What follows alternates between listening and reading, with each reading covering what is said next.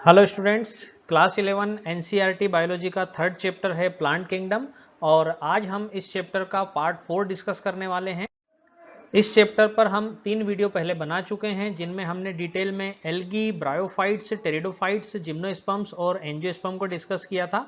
आज के वीडियो में हम प्लांट लाइफ साइकिल और अल्टरनेशन ऑफ जनरेशन को डिस्कस करेंगे और इस चैप्टर को कंप्लीट करेंगे। चैप्टर को पढ़ने की हमारी मेथड बिल्कुल सिंपल है। हम 3 चीज़ों पर फोकस करेंगे: concept, content and trick. Concept से हमारा मतलब है हम प्लांट लाइफ साइकिल और अल्टरनेशन ऑफ जनरेशन के सभी बेसिक फंडामेंटल्स को डिस्कस करेंगे। कंटेंट का मतलब है every single line of NCERT, और जहां पर ज़्यादा एग्जाम्पल्स आएंगे तो उनको हम ट्रिक्स की हेल्प से याद करेंगे। तो अलग अलग प्लांट्स की लाइफ साइकिल को डिस्कस करने से पहले हम प्लांट लाइफ साइकिल का एक जनरल ओवरव्यू देखेंगे। यहाँ हम गैमेटोफाइट स्टेज से लाइफ साइकिल को स्टार्ट करते हैं। गैमेटोफाइट का मतलब होता है हैप्लॉइड प्लांट बॉडी जो गैमेट प्रोड्यूस करती है। तो यहाँ पर एक हैप्लॉइड प्लांट बॉडी है जो गैमेट प्रोड्यूस करती है, उसे हम कहते हैं गैमेटोफाइट। इस गैमेटोफाइट में माइटोसिस डिवीजन होता है जिससे हैप्लॉइड गैमेट्स का फॉर्मेशन होता है। स्टूडेंट्स, यहाँ पर प्लांट बॉडी ऑलरेडी हैप्लॉइड है और इसलिए यहाँ पर रिडक्शनल डिवीजन करने की रिक्वायरमेंट नहीं है। यहाँ पर इक्वेशनल डिवीजन होता है, यानी कि माइटोसिस होता है जिससे हैप्लॉइड गैमेट्स का फॉर्मेशन होता है। देन इन गैमेट्स के बीच में फ्यूजन होता है जिसको हम फर्टिलाइजेशन कहते हैं। फर्टिलाइजेशन से डिप्लॉइड सेल का फॉर्मेशन होता है जिसको हम कहते हैं जाइगोट। तो जाइगोट से हमारी डिप्लॉइड जनरेशन स्टार्ट हो गई है और यहाँ इस जाइगोट में माइटोसिस होता है जिससे एक मल्टी सेल्यूलर डिप्लॉइड स्टेज का फॉर्मेशन होता है जिसको हम कहते हैं स्पोरोफाइट। स्पोरोफाइट जो है ये डिप्लॉइड प्लांट बॉडी होती है। इस स्पोरोफाइट की किसी सेल में मियोसिस होता है। मियोसिस को हम कहते हैं रिडक्शनल डिवीजन, यानी कि अब डिप्लॉइड सेल से हैप्लॉइड सेल का फॉर्मेशन होगा। तो स्पोरोफाइट की किसी डिप्लॉइड सेल में मियोसिस होगा जिससे हैप्लॉइड स्पोर का फॉर्मेशन होगा। तो इस प्लांट बॉडी को हमने स्पोरोफाइट कहा था, इसलिए कहा था क्योंकि ये मियोसिस करके स्पोर का फॉर्मेशन करती है। और अब ये जो हैप्लॉइड स्पोर बना है, इस हैप्लॉइड स्पोर में जर्मिनेशन होगा या हम उसको कह सकते हैं अगेन इसमें माइटोसिस डिवीजन होगा जिससे multi cellular haploid plant body बनेगी जिसको हम कहेंगे गैमेटोफाइट। इस तरह से हम देख सकते हैं कि प्लांट के लाइफ साइकिल में गैमेटोफाइट और स्पोरोफाइट, या हम कह सकते हैं हैप्लॉइड और डिप्लॉइड जनरेशन अल्टरनेट मैनर में चलते रहते हैं। इसी को कहा जाता है अल्टरनेशन ऑफ जनरेशन। और यहाँ हमने एक और चीज नोटिस की कि स्पोर एक हैप्लॉइड सेल है जिसमें माइटोसिस हो सकता है, और दूसरी तरफ जाइगोट एक डिप्लॉइड सेल है और इसके अंदर भी माइटोसिस हो सकता है। तो इसलिए हम कहते हैं कि प्लांट के अंदर जो हैप्लॉइड सेल्स होती है और डिप्लॉइड सेल्स होती हैं, दोनों के अंदर माइटोसिस की कैपेसिटी होती है। और इसी वजह से जो हैप्लॉइड सेल्स होती है वो माइटोसिस करके एक multi cellular haploid plant body बनाती हैं, और जो डिप्लॉइड सेल्स होती है वो भी माइटोसिस करके एक multi cellular diploid plant body बनाती है। यहाँ पर जो हैप्लॉइड प्लांट बॉडी बनती है वो हैप्लॉइड गैमेट्स का प्रोडक्शन करती है, और इसीलिए इस हैप्लॉइड प्लांट बॉडी को कहा जाता है गैमेटोफाइट। और यहाँ पर फर्टिलाइजेशन से जो जाइगोट बनता है, इस जाइगोट के अंदर भी माइटोसिस होता है और इससे एक multi cellular diploid plant body बनती है जिसको हम कहते हैं स्पोरोफाइट। इस स्पोरोफाइट के अंदर मियोसिस होता है जिससे स्पोर्स का फॉर्मेशन होता है, हैप्लॉइड स्पोर्स का फॉर्मेशन होता है, और ये हैप्लॉइड स्पोर्स अगेन माइटोसिस करके एक multi cellular haploid plant body बनाते हैं जिसको हम कहते हैं गैमेटोफाइट।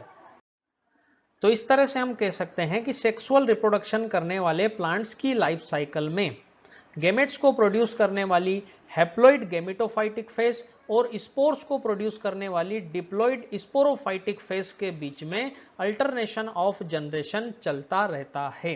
हालांकि अलग अलग प्लांट ग्रुप्स और अलग अलग इंडिविजुअल्स की लाइफ साइकिल में ये अल्टरनेशन ऑफ जनरेशन थोड़ा बहुत डिफर करता है, जिसको हम आगे डिटेल में पढ़ने वाले हैं। तो लाइफ साइकिल का पहला टाइप हम पढ़ रहे हैं हैप्लॉन्टिक लाइफ साइकिल। स्टूडेंट्स, जैसा कि नाम से ही क्लियर है, यहाँ पर जो हैप्लॉइड फेज होती है वही डोमिनेंट फेज होती है, यानी कि यहाँ पर प्लांट लाइफ साइकिल का जो मेजर टाइम है वो हैप्लॉइड गैमेटोफाइटिक फेज ऑक्यूपाई करती है, जैसा कि हम इस डायग्राम में भी देख सकते हैं। तो यहाँ पर ये जो हैप्लॉइड प्लांट बॉडी है यही मेन प्लांट बॉडी है, और इस हैप्लॉइड प्लांट बॉडी को हम कहते हैं गैमेटोफाइट। इस गैमेटोफाइट प्लांट के अंदर माइटोसिस होता है, जिससे गैमेट्स का फॉर्मेशन होता है। गैमेट्स के फॉर्मेशन की प्रोसेस को हम कहते हैं गैमेटोजेनेसिस, और फिर इन गैमेट्स का फ्यूजन होता है जिसे हम कहते हैं सिनगेमी या फर्टिलाइजेशन, और फर्टिलाइजेशन से बनता है डिप्लॉइड जाइगोट। यहां पर इस डिप्लॉइड जाइगोट में माइटोसिस नहीं हो रहा है, यहां पर इस डिप्लॉइड जाइगोट के अंदर डायरेक्ट मियोसिस हो रहा है।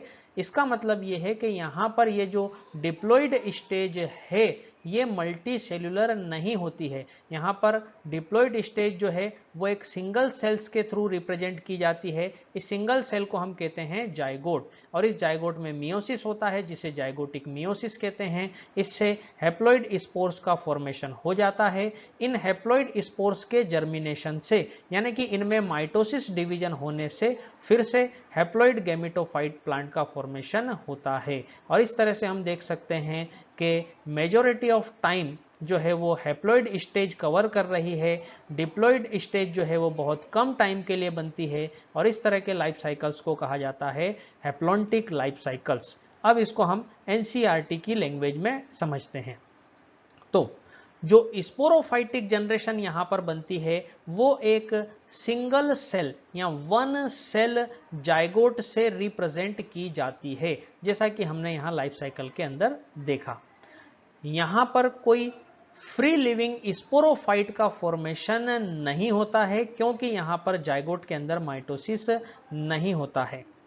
यहाँ पर जाइगोट में मियोसिस होता है। जाइगोट के इस मियोसिस को जाइगोटिक मियोसिस कहते हैं, जिससे हैप्लॉइड स्पोर्स का फॉर्मेशन होता है। और ये जो हैप्लॉइड स्पोर्स बनते हैं इनमें फिर से माइटोसिस होता है, और फिर से ये एक multi cellular haploid plant body का फॉर्मेशन करते हैं, जिसको हम कहते हैं गैमेटोफाइट। तो हैप्लॉन्टिक लाइफ साइकिल शो करने वाले प्लांट्स में जो गैमेटोफाइट फेज होती है वो डोमिनेंट फेज होती है, वही फोटोसिंथेटिक फेज होती है, और वही फ्री लिविंग फेज होती है। और इनके लाइफ साइकिल को कहा जाता है हैप्लॉन्टिक लाइफ साइकिल। और हैप्लॉन्टिक लाइफ साइकिल के एनसीईआरटी में जो एग्जांपल्स दिए हैं वो हैं Volvox, Spirogyra and species of Chlamydomonas. तो एनसीईआरटी ये लिखती है कि मोस्ट ऑफ दी एल्गी, ज़्यादातर एल्गी में हैप्लॉन्टिक लाइफ साइकिल देखने को मिलता है, और इसके एग्जाम्पल हैं Volvox, Spirogyra and some species of Chlamydomonas. तो स्टूडेंट्स, हैप्लॉन्टिक लाइफ साइकिल के एग्जाम्पल्स को हम एक ट्रिक से याद करेंगे। यहाँ पर हमारी ट्रिक है कार्डियोवैस्कुलर सिस्टम। जो हमारा हार्ट वाला जो सिस्टम है उसे हम कहते हैं कार्डियोवैस्कुलर सिस्टम। कार्डियो में कार्डियो के सी से हम याद रख लेंगे क्लेमाइडोमोनास, वेस्कुलर के वी से हम याद रख लेंगे वोल्वोक्स, और सिस्टम के एस से हम याद रख लेंगे स्पाइरोगायरा।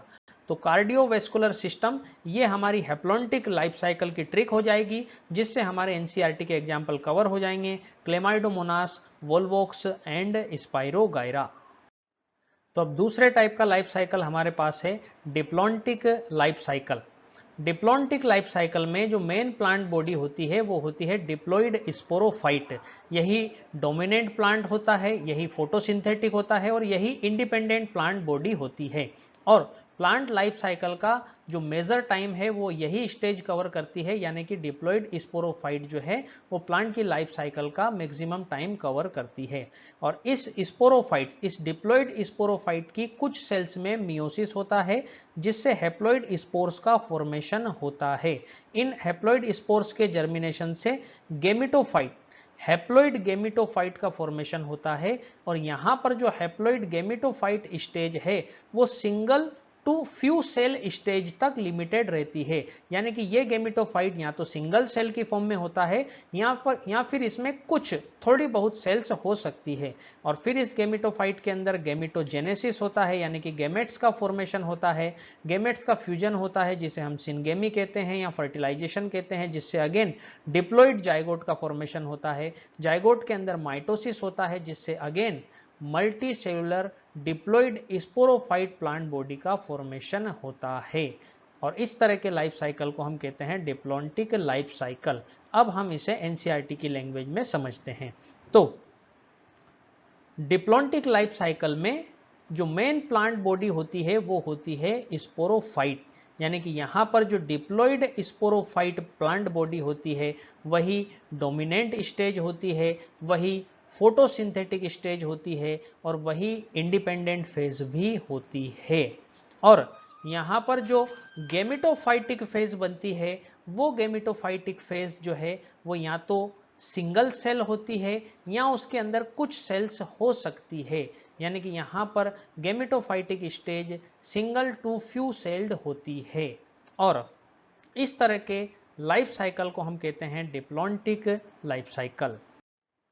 तो अब हम डिप्लॉन्टिक लाइफ साइकिल के एग्जाम्पल्स की बात करते हैं।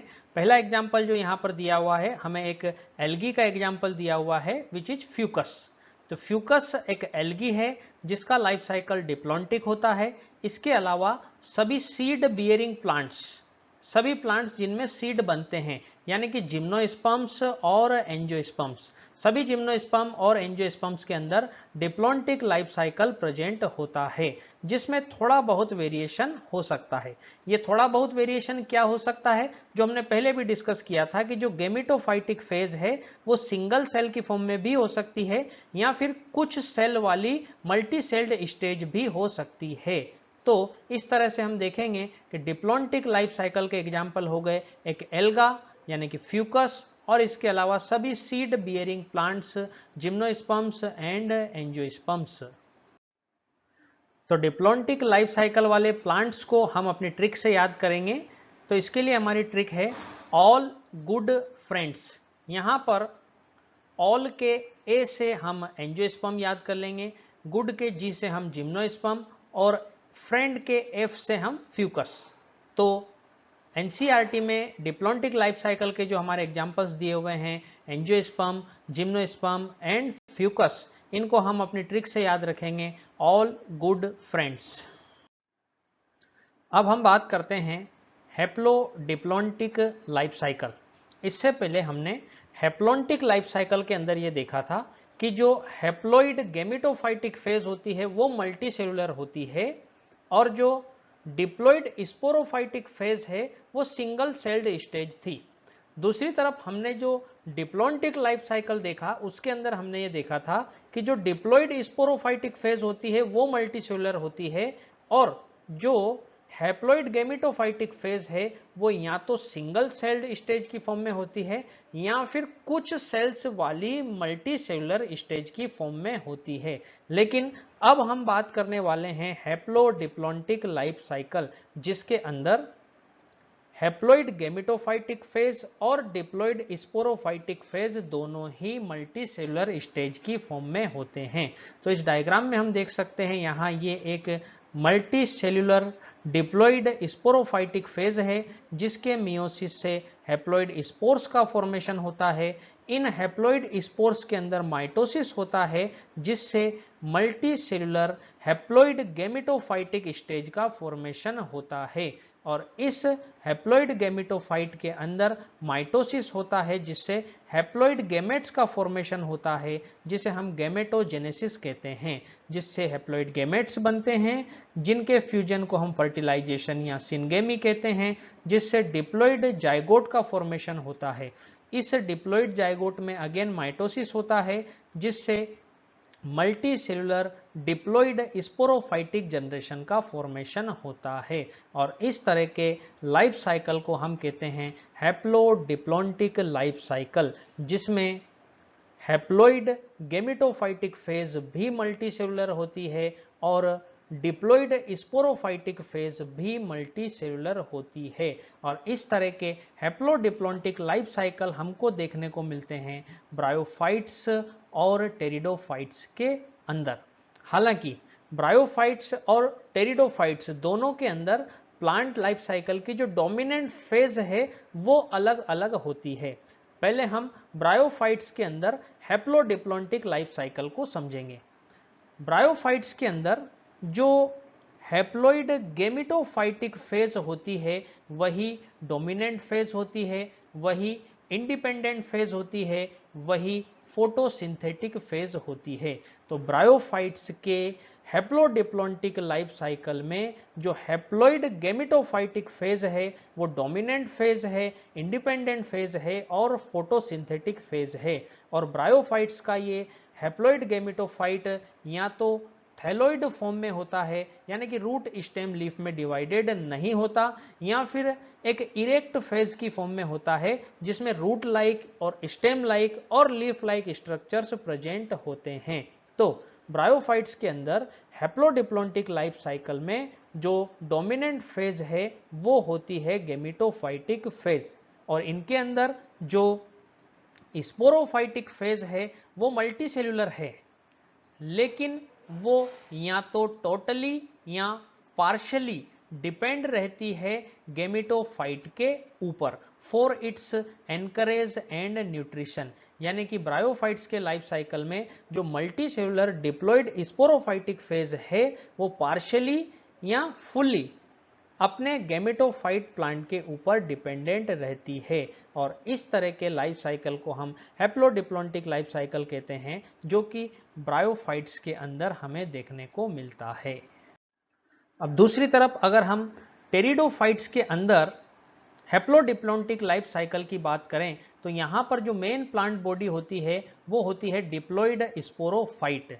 यही डिप्लॉइड स्पोरोफाइट प्लांट बॉडी जो है ये डोमिनेंट फेज होती है, ये इंडिपेंडेंट फेज होती है, यही फोटोसिंथेटिक फेज होती है। और टेरिडोफाइट के अंदर ये डिप्लॉइड स्पोरोफाइटिक स्टेज एक वेस्कुलर प्लांट बॉडी की फॉर्म में होती है। और अगर यहाँ पर हम इसके गेमेटोफाइट की बात करें तो टेरिडोफाइट का गेमेटोफाइट मल्टी सेल्यूलर होता है, या तो सेप्रोफाइटिक होता है या ऑटोट्रोफिक होता है। ऑटोट्रोफिक मतलब वो इंडिपेंडेंट होता है but still it is short live. तो टेरिडोफाइट के अंदर जो डोमिनेंट स्टेज है वो स्पोरोफाइट जनरेशन होती है। गेमेटोफाइट यहाँ सेप्रोफाइटिक भी हो सकता है और ऑटोट्रोफिक या इंडिपेंडेंट भी हो सकता है, लेकिन शॉर्ट लिव्ड होता है। तो इस तरह के लाइफ साइकिल को भी हम हैप्लोडिप्लॉन्टिक लाइफ साइकिल कहते हैं, और ये हमको देखने को मिलता है सभी टेरिडोफाइट्स के अंदर। तो students, plant life cycle and alternation of generation, इसके एग्जाम्पल्स में हमें जो सबसे ज़्यादा कंफ्यूज करते हैं और जो अक्सर एग्जाम में पूछे जाते हैं वो होते हैं एल्गी। क्योंकि ब्रायोफाइट्स, टेरिडोफाइट्स, जिम्नोस्पर्म, एंजियोस्पर्म, इनमें हमें ज़्यादा कन्फ्यूजन नहीं रहता है। हमें ये ध्यान रहता है कि जिम्नोस्पर्म और एंजियोस्पर्म का लाइफ साइकिल डिप्लॉन्टिक होता है। हमें ये भी याद रहता है कि ब्रायोफाइट्स और टेरिडोफाइट्स का लाइफ साइकिल हैप्लोडिप्लॉन्टिक होता है। लेकिन अगर हम एल्गी की बात करें तो ज़्यादातर जो एल्गी होते हैं, ज़्यादातर एल्गी का life cycle haplontic life cycle होता है। लेकिन फिर भी कुछ ऐसे एल्गी हैं जिनमें हैप्लोडिप्लॉन्टिक लाइफ साइकिल प्रेजेंट होता है। For example Ectocarpus, Polysiphonia, kelp, ये सभी ऐसे एल्गी हैं जिनका लाइफ साइकिल जो है वो हैप्लोडिप्लॉन्टिक होता है। और हमने देखा था कि फ्यूकस एक ऐसा एल्गी है जिसका लाइफ साइकिल डिप्लॉन्टिक होता है।